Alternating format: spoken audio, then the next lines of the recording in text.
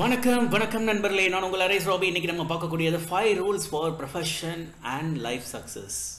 என்னங்க, எடுத்த உடனே சிஎம் 2026 கோட் படத்தில் வர அந்த காரை போட்டு விஜய் அடுத்த முதல்வர் அப்படின்ற மாதிரி இந்த பக்கம் ஒரு பக்கம் ஸ்டில்லு, இந்த பக்கம் பார்த்தா 5 rules for profession and life சக்ஸஸ்ன்னு ஒரு மேனேஜ்மெண்ட் கான்செப்டை சொல்கிறீங்க அப்படின்னும் போது கண்டிப்பாங்க இந்த காணொலி முடிகிற சமயத்தில் ஒரு குட்டி ஸ்டோரி, அதே சமயத்தில் ஒரு 5 கான்செப்ட்ஸ் நம்மளுடைய வாழ்க்கை மற்றும் நம்மளுடைய எந்த விதமான வேலை, எந்த ப்ரொஃபஷனாக இருக்கட்டும், எந்த வேலை பார்க்குறதா இருந்தாலும் அதில் நம்ம வெற்றி பெறணும் அப்படின்ற ஒரு கண்ணோட்டத்தோடு இருக்கிறவங்க கண்டிப்பாக இந்த 5 ரூலை ஃபாலோ பண்ணால் மிகப்பெரிய அளவில் வெற்றி அடையலாம்.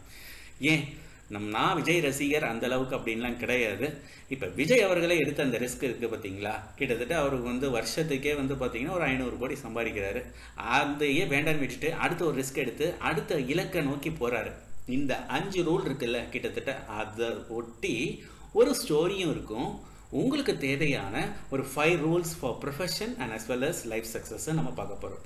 எஸ் மை டியர் ஃப்ரெண்ட்ஸ், அதுக்கு முன்பு நம்ம சேனலை அரேஸ் ராபியை சப்ஸ்கிரைப் பண்ணிடுங்க. வாங்க காணொலிக்கு போகலாம். S my dear friends, rule number 1 அப்படின்னு பார்க்கும்போது அந்த 5 ரூல்ஸில் 70/20/10 இதுதான் லேர்னிங் ரூல். ரூல் நம்பர் 2 அப்படின்றது 1 in 100 ரூல், இதுதான் rule number 2. Rule number 3 rule of 3 அப்படின்றது. ரூல் நம்பர் 4 அப்படின்றது 10-year rule. And rule number 5 அப்படின்றது 80/20 ஃபீட்பேக் ரூல். இந்த 5 ரூலும் கண்டிப்பாக இந்த காணொலியை பார்க்குற அத்தனை பேருக்குமே தன்னுடைய லைஃப்பில் மிகப்பெரிய அளவில் யூஸ்ஃபுல்லாக இருக்கும்.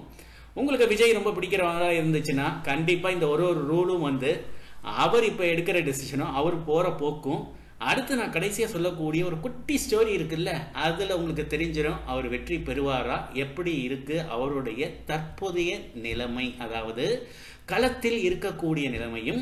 கோட் படம் வந்துச்சு, அதனுடைய சக்சஸ் ரிசல்ட், இது எல்லா விஷயமும் சின்னதாக இந்த மேனேஜ்மெண்ட் கான்செப்ட்குள்ளார பார்க்கலாம். S my dear friends, rule number 1 பார்ப்போம். S my dear friends, 70/20/10 rule அப்படின்னு சொல்லும் பொழுது இந்த காணொலியை நான் ஃபுல்லாக தமிழில் தான் பேசுவேன், கொஞ்சம் இங்கிலீஷில். இங்கே இருக்கக்கூடிய இங்கிலீஷ்லாம் நீங்கள் கொஞ்சம் படித்து பாருங்கள். அது மூலமாக கொஞ்சமாவது நம்மளோட கம்யூனிகேஷன் ஸ்கில் இம்ப்ரூவ் ஆகுங்க. இந்த 70/20/10 ரூல் அப்படின்றது என்ன அப்படின்னு பார்த்தீங்கன்னா, 70% நம்ம வாழ்க்கையில் நம்ம ஜெயிக்கிறதுக்கான காரணம் என்னன்னா ப்ராக்மேட்டிக் எக்ஸ்பீரியன்ஸ். நம்ம லைஃப்பில் எத்தனை தடவை விழுந்தோம். ஒரு ஜாப்பனீஸ் ப்ரோவர்ப் ஒன்று இருக்குங்க, சூப்பர்பான ப்ரோவர்ப். என்னன்னா, fall down 7 times get up 8. அதாவது 7 முறை 8 முறை 10 முறை எத்தனை தடவைனாலும் விழு, ஆனால் நீ அதற்கு மேலே 2 முறை தாண்டி நீ எந்திரிச்சு நிற்கிற அளவுக்கு இந்த பர்சவரன்ஸ், ரெசிலியன்ஸ் இதெல்லாம் இருந்தால் தான் அட்வர்சிட்டி அப்படின்ற ஒரு விஷயத்தை நீங்கள் எதிர்நோக்க முடியும். இதெல்லாம் எப்படி பார்க்க முடியும், எப்படி நீங்கள் எதிர்நோக்க முடியும்? நீங்கள் வாழ்க்கையில் சந்திக்கக்கூடிய பிரச்சனைகளை நீங்கள் எந்த அளவுக்கு சால்வ் பண்ணுறீங்களோ, இதுதான் 70% அந்த லேர்னிங் எக்ஸ்பீரியன்ஸ் இருக்குது பார்த்தீங்களா, அதுதான் உங்கள் வாழ்க்கையில் மிகப்பெரிய அளவில் கை கொடுக்கறதா இருக்கும். இந்த 70% சேலஞ்சிங்கான விஷயத்தை எடுத்து நீங்கள் செய்கிறீங்கல்ல, அதுதாங்க. இப்போ ஆல்மோஸ்ட் நம்மளும் எந்த அளவுக்கு நம்ம சேலஞ்சிங்காக சில விஷயங்களை எடுத்தோம் அப்படின்னு கொஞ்சம் யோசிச்சு பாருங்கள். அதுதான் லைஃப் லாங்காக உங்களுக்கு பிற்காலத்தில் எந்த ஒரு நேரத்துலையும் கை கொடுக்கறதா இருக்கும். ஒரு டெசிஷன் மேக்கிங்காக இருக்கட்டும், ஒரு ப்ராப்ளம் சால்விங்காக இருக்கட்டும், ஒரு லீடர்ஷிப் ரோலாக முன்னிருந்து எல்லாத்தையும் செய்கிறதா இருக்கட்டும், எல்லாத்துக்குமே இந்த சேலஞ்சிங்கான சில விஷயங்கள் எடுத்து செய்யும் பொழுது தான். அப்போ அடுத்து அந்த 20% அப்படின்னு சொன்னீங்களே, அது என்ன அப்படின்னு நீங்கள் பார்த்தீங்கன்னா, ஒரு 20% அப்படின்றது ஒரு சின்ன விஷயந்தாங்க. ஆனால் அந்த சிக்னிஃபிகண்ட் போர்ஷன் அப்படின்னு நான் சொல்கிறேன் பார்த்தீங்களா, அது எப்படி ஒரு டெவலப்மெண்ட்டாக இருக்கணும். அடுத்தவங்க நமக்கு ஒரு சில அட்வைஸ்லாம் நம்ம கொடுப்பாங்க. நமக்கு உள்ளார இருக்கக்கூடிய இந்த ஃப்ரெண்ட் சர்க்கிள்ஸ்லாம் இருப்பாங்க. நம்ம யாருக்கு ரிப்போர்ட் பண்ணமோ சில விஷயங்கள் அவங்க மூலமாக தெரிஞ்சுப்போம். இது ஒரு 20%. ஸோ நம்மளுடைய எக்ஸ்பீரியன்ஸ், அதாவது ப்ராக்மேட்டிக் எக்ஸ்பீரியன்ஸ், இந்த சென்ஸ் களத்தில் நம்ம எந்த பிரச்சனைகள்லாம் சால்வ் பண்ணுறோம் அப்படின்னு வரக்கூடியது தான் 70%. 20% நம்ம ஃப்ரெண்ட்ஸு, நம்ம யார்கிட்ட ரிப்போர்ட் பண்ணோம், நம்ம மேனேஜர்ஸு, நம்ம யார் கூடலாம் பழகிறோம் அவங்க மூலமாக வந்தது. இது 20. கடைசியாக 10% இருக்குது பார்த்தீங்களா, இதுதான் நம்ம 8 சுரக்கை கறிக்கு உதவாது அப்படின்னு சொல்லுவாங்களே, அதுதான் இந்த 10%. நீங்கள் எழுதக்கூடிய slip test, monthly test, half yearly, mid term, cycle test, அதுக்கப்புறம் வேறு என்ன டெஸ்ட் எல்லாம் இருக்குது, tyre test, tube test, model test, public exam, இந்த மாதிரி விஷயங்கள்லாம் எல்லாமே ஒரு 10% தான். ஸோ அந்த ஏட்டு சுரக்காய் கறிக்கு உதவாதுன்றது தான் ஆங்கிலத்தில் இந்த 10% ஃபார்மல் எஜுகேஷன் அப்படின்னு சொல்கிறாங்க. இப்போ புரிஞ்சதுங்களா? 70/20/10 ரூல் நம்பர் 1 புரிஞ்சிச்சுங்களா? ஸோ எந்த அளவுக்கு நம்ம வாழ்க்கையில் மிகப்பெரிய ரிஸ்க் எடுத்து நிறைய விஷயங்களில் சாதிக்க கற்றுக்கணும் அப்படின்றதுல அப்போல்லாம் ப்ராப்ளம்லாம் சால்வ் பண்ணுறோமோ அதுதாங்க 70% நம்ம லைஃபோட சக்ஸஸ்க்கு ஒன்றானது. இப்போ புரிஞ்சுக்கோங்க, 70% அப்படின்னா நம்ம என்னென்ன விஷயங்கள்லாம் அப்படி எடுத்துருக்கோம்னு முடிஞ்சிச்சுங்களா? இப்போ ரூல் நம்பர் 1 ஓகே. இப்போ ரூல் நம்பர் 2 அப்படின்னு பார்த்தீங்கன்னா 1 in 100 ரூல் அப்படின்னு பார்த்தீங்கன்னா எல்லாருக்கும் ஏகப்பட்ட ஐடியாஸ் இருக்குங்க. நான் இதை செஞ்சிருவேன், அதை செஞ்சிருவேன், அப்படி இப்படின்னு பல விஷயங்கள் இருக்கும். ஆனால் இருந்தாலும் ஒரே ஒரு விஷயம், இந்த பயம் இருக்குல்ல, பயம் தான் எல்லா பிரச்சனைக்குமே காரணம். அதுவும் இல்லாமல் கிரியேட்டிவிட்டி அப்படின்னு சொல்லக்கூடிய ஒரு விஷயத்தை வந்து அப்படியே அறவே நிற்கிறது அப்படின்னு பார்த்தீங்கன்னா பயம்தான். ஐயோ இது தப்பாக போயிடுமா, இதை அவங்க என்ன நினைப்பாங்க, இது இவங்க என்ன நினைப்பாங்க, இப்படிலாம் இருக்கிறது. அப்புறம் ரொம்ப பர்ஃபெக்ஷனிஸ்டாக இருக்கக்கூடிய சில பேர்லாம் இருப்பாங்களே, அந்த மாதிரி ஒரு விஷயம். ஸோ என்னதான் நம்மளுடைய ஐடியா, பல ஐடியாஸ் இருந்தாலும் ஒன்று தான் வந்து ஒர்க் அவுட் ஆகும். அதுதான் கிரேட் ஐடியா. இருந்தாலும் நம்ம என்ன பண்ணணும்னா, நான் முன்னாடியே சொல்ல இருந்தது தான், நம்ம வந்து விடாமுயற்சி அப்படின்னு சொல்கிறோம் பார்த்தீங்களா? அஜித் படம் அடுத்தது வருது பார்த்தீங்களா? எவ்வளோ பிரச்சனை, விடாமுயற்சியோடு இருக்கிறாரு பாருங்க. அதுதாங்க பர்செவரன்ஸ், ரெசிலியன்ஸ். அதாவது ரெசிலியன்ஸ் அப்படின்னு சொன்னது தான் என்னன்னா, ஒரு குதிரை கீழே விழுந்துச்சுன்னு வச்சுக்கோங்களேன், உடனே அடுத்த நிமிஷமே எழுந்துச்சோம். அதே வந்து ஒரு யானை கீழே விழுந்துச்சுன்னா உடனே எந்திரிக்க முடியாது. இப்போ இந்த குதிரை வந்து எப்படி டப்புன்னு எந்திரிச்சதோ அந்த மாதிரி நம்ம ஒரு பிரச்சனையில் கீழே விழுந்துட்டோம் அப்படின்னா கூட அடுத்த நிமிஷமே டப்பால்னு நினைச்சு ஓட ஆரம்பிச்சிடணும். இதுதான் பிரச்சனைன்னு வந்தால் கீழே விழதான் செய்வோம், விழுந்தாலும் எந்திரிச்சு ஓடணும். நமக்குள்ளார நிறைய ஐடியாஸ்லாம் இருக்கும். அந்த மாதிரி ஐடியாஸ் எல்லாம் வந்து ஒரே ஒரு ஐடியா தான் மிகப்பெரிய அளவில் அது வந்து ஒரு புரட்சியை உண்டாக்கக்கூடியதாக இருக்கும். அது நமக்கு மட்டும் இல்லை, இந்த சமுதாயத்தையே ஒரு சீர்திருத்துற அளவுக்கு இதாகும். அப்போ நம்ம என்ன பண்ணணும் அப்படின்னா, எந்த ஒரு பயத்தையும் வச்சுக்காம அதெல்லாம் தூக்கி எறிஞ்சிட்டு நல்ல நிமிர்ந்த நன்னடையோட போய் எந்த பிரச்சனையும் சாதிக்கிற அளவுக்கு நம்மளுடைய மனசு திடமாக வச்சிருக்கணுங்க. அதை 1 in 100 ரூல் அப்படின்னு சொல்லக்கூடிய. அடுத்தது மூன்றாவதாக நம்ம சொல்லக்கூடியது ரூல் ஆஃப் 3 அப்படின்னு சொல்றேன். ரூல் ஆஃப் 3 அப்படின்னா வாழ்க்கையில் காலையில் எழுந்திரிக்கிறதே வந்து கடவுளுக்கு முதல் நன்றி சொல்லிட்டு 3 விஷயமாவது நம்ம எடுத்து வச்சுக்கணும். சூப்பர்பான 3 விஷயம். இந்த 3 விஷயம் டெய்லி நான் செய்யணும் அப்படின்ற மாதிரி வச்சுக்கோங்க. இப்போ என்ன எடுத்துக்கிட்டிங்கன்னா, காலையில் எழுந்திரிச்சோன்னா முதல் விஷயம் அப்படின்னா வந்து காலையில் எப்பயுமே அப்படின்ற ஒரு இது அப்படின்னா கொஞ்சம் எக்ஸசைஸ் செய்கிறது. அதே சமயத்தில் நம்ம ஒரு யூடியூப் வீடியோ நம்ம கண்டிப்பாக ஏதாவது ஒரு வீடியோ ஒன்று போடணும் அப்படின்ற ஒன்று வச்சுப்பேன். அடுத்தது கண்டிப்பாக கிளாஸஸ் எடுக்கிறதுக்கு நோட்ஸ் எடுத்து வச்சுப்பேன். என்ன ஆன்லைன் கிளாஸ், இது வந்து என்னுடைய பர்சனலாக சில இன்கம்காகவும் என்னுடைய ஹெல்த்துக்காகவும் சில விஷயங்கள் செய்கிறது. இது டெய்லி அன்றாட நான் கண்டுபிடிக்கிறது ரூல் ஆஃப் 3 அப்படின்றது. இதுக்கு எல்லாத்துக்கும் நான் முதல் ப்ரியாரிட்டி கொடுத்துருவேன். இருந்தாலும் அதற்கப்புறம் ஒரு 9 o'clock மேலே ஆஃபீஸ்க்கு போன உடனே அதனுடைய வேலைகள், அப்புறம் இருக்க வேலைகள், அது எல்லாமே அது வேறு. இன்னொன்று இதில் நான் சொல்லக்கூடியது இன்னொன்று, இந்த ரூல் ஆஃப் 3 விட தாண்டி இன்னொன்று சொல்கிறது, எந்த ஒரு வேலை, எந்த ஒரு பிரச்சனை, எந்த இதாக இருந்தாலும் சரி, சந்தோஷமாக இருக்கட்டும், சோகமாக இருக்கட்டும், ஆஃபீஸ் டேபிளில் இருக்கிறது ஆஃபீஸ் டேபிளில் விட்டுருங்க. வீட்டுக்கு வந்த உடனே வீட்டில் இருக்கக்கூடிய விஷயத்தை மட்டுமே திங்க் பண்ணுங்கள். அதுக்கு தகுந்தாப்பில் எல்லாத்தையுமே செஞ்சிங்கன்னா பிரச்சனையே இல்லை. இதுதான் ரூல் ஆஃப் 3ல் வந்து ப்ரொடக்டிவிட்டி டெக்னிக்னு சொல்லக்கூடியது.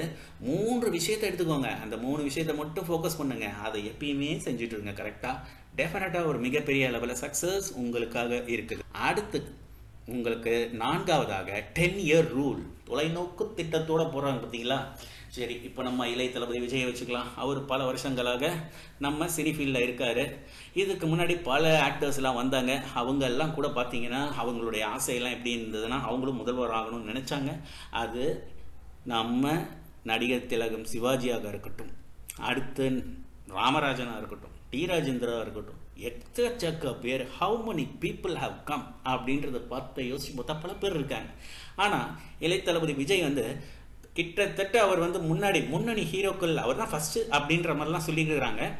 இருந்தாலும் வந்து அவர் அதெல்லாம் தூக்கி எறிஞ்சிட்டு இனிமேல் நடிக்க மாட்டேன் அப்படின்னு வந்து சொசைட்டிக்காக, சமுதாயத்துக்காக, இந்த மக்களுக்காக, தன்னுடைய ரசிகர்களுக்காக, இளைஞர்களுக்காக அப்படின்னு வராருல. அப்போ அதுக்கு ஒரு 10-year ரூல், ஒரு மிகப்பெரிய ஒரு தொலைநோக்கு திட்டத்தோடு தான் இருந்திருப்பார்ல. அதுதான் கிட்டத்தட்ட அதெல்லாம் பார்த்தீங்கன்னா கொஞ்சம் கொஞ்சமாக தான் வந்தாப்புல. அந்த மாதிரி நீங்களும் ஒரு தொலைநோக்கு திட்டம் வச்சுக்கோங்க, ஒரு 10-year rule, long term goals அந்த மாதிரி வச்சுருந்தீங்கன்னா டெஃபினட்டாக ஒரு மிகப்பெரிய அளவில் உங்களுடைய அந்த திட்டத்துக்கான ஆயத்த பணிக்காகிறது எல்லாத்தையும் செஞ்சுட்டே இருந்தீங்கன்னா கடைசியாக வெற்றி என்பது உங்களுக்கு தான். அப்படி அடுத்து கடைசியாக உங்களுக்கு சொல்லக்கூடியது 80/20 ஃபீட்பேக் ரூல் அப்படின்றது. இது ரொம்ப முக்கியமானதுங்க. இந்த 80/20 அப்படின்றது வந்து இந்த ஃபீட்பேக் அப்படின்னு சொல்கிறோம் பார்த்தீங்களா, இது வந்து நம்ம மற்றவங்களுக்கு செய்யக்கூடியது ஒரு விஷயம். அதே சமயத்தில் நம்மளும் சில இது வந்து எப்பயுமே இது கன்ஸ்ட்ரக்டிவ், அதே சமயத்தில் 80% பாசிட்டிவ் ஃபீட்பேக். இந்த 20 அந்த பர்சன்டேஜ் இந்த வந்து அஃபர்மிங் ஃப்ரெண்ட்ஸ் அப்படின்னு சொல்லுவாங்க. என்ன அப்படின்னா, யாருக்காவது ஏதாவது ஒரு விஷயத்தை நீங்கள் சொல்கிறீங்க, ஒரு ஃபீட்பேக் ஏதாவது கொடுக்குறதா இருந்தால் கூட அந்த 20% 80% இருக்குது பார்த்தீங்களா, 80% வந்து அது வந்து தப்பாக இருந்தாலும் நல்லா சூப்பராக இருக்குது, ஆனால் இருந்தாலும் கொஞ்சம் திருத்திக்கிட்டீங்கன்னா வேறு லெவலில் இருக்கும் அப்படின்னு சொல்லிட்டு ஒரு 20% பாசிட்டிவாக அவரை இன்னும் கொஞ்சம் அப்படியே கான்ஃபிடென்ஸை பூஸ்ட் பண்ணுற மாதிரி பேசுனீங்கன்னு வச்சுக்கோங்களேன், அந்த மாதிரி ஒரு மிகப்பெரிய அளவில் ஒருத்தவரை தூக்கி விடுறது எதுவுமே கிடையவே கிடையாதுங்க. சரி, ரைட், ஓகே, இந்த 5 ரூல் சொல்லிட்டீங்க, இப்போ வாங்கங்க நம்ம விஜய் இதுக்கு சொல்ல வாங்க அப்படின்னு நீங்கள் கேட்டிங்கன்னா, how to make it a constructive and productive outcome அப்படின்னும் பொழுது இந்த ஸ்டோரியை நான் உங்களுக்கு சொல்லிடுறேன். கடைசியாக நீங்களே முடிவு பண்ணிக்கோங்க.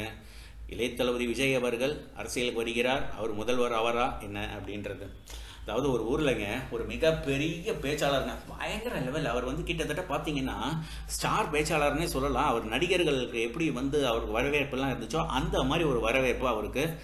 எல்லாருமே அவருடைய பேச்சுக்கு அடிமை. அந்த அளவுக்கு ஒரு தடவை வந்து கூப்பிடுறாங்க ஒரு பெரிய இடத்துல பேசணும்னு சொல்லிட்டு, கூட்டம் பயங்கர அந்த அளவுக்கு இருக்குது. திடீர்னு பார்த்தீங்கன்னா துரதிர்ஷ்டவசமாக இவர் கிளம்புற சமயத்தில் பயங்கரமான மழை இருந்தாலும் என்ன பண்ணாப்புல, அந்த குதிரை வண்டிக்காரை ஏற்றிக்கிட்டு வாங்க சார் போகலாம், இங்கே அதெல்லாம் மழைலாம் விட்டுரும், எவ்வளோ மக்கள் இருக்காங்க அப்படின்னு கூட்டிகிட்டு போகிறாப்புல.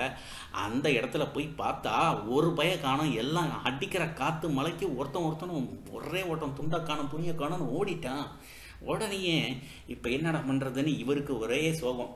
சரி இப்படி ஆயிடுச்சே அப்படின்ன உடனே சரி கிளம்பலாமா வேண்டாமா அப்படின்ற மாதிரி மனசில் ஓடிக்கிட்டு இருக்கு. இப்போ இந்த சமயத்தில் குதிரை வண்டிக்கார சொல்கிறான், இப்போ நான் வந்து எப்படி என்ன பண்ணுவேன்னு வச்சுக்கோங்களேன், அதாவது எத்தனையோ குதிரைகள் இருக்குது, இருந்தாலும் அது வந்து நான் நிறைய குதிரை வச்சுருக்கிறேன், ஆனால் அந்த ஒரு குதிரைக்கு அப்படின்றத பசியாக இருந்தாலும் அந்த குதிரைக்காக நான் வந்து போய் என்ன வேணுமோ அதை செஞ்சுட்டு வருவேன் அப்படின்னு உடனே இவருக்கு உடனே டப்புன்னு கன்னத்தில் அடித்த மாதிரி இருந்துச்சு. என்னடா அப்படி சொல்லிட்டான் அப்படின்ட்டு, சரி உட்காருப்பா அப்படின்ட்டு உனக்காகவாது பேசுகிறேன்னு சொல்லிட்டு இவர் மட்டும் தனக்கு தெரிஞ்ச பல விஷயங்களை தெரிக்க விட்றாப்புல கில்லி மாதிரி.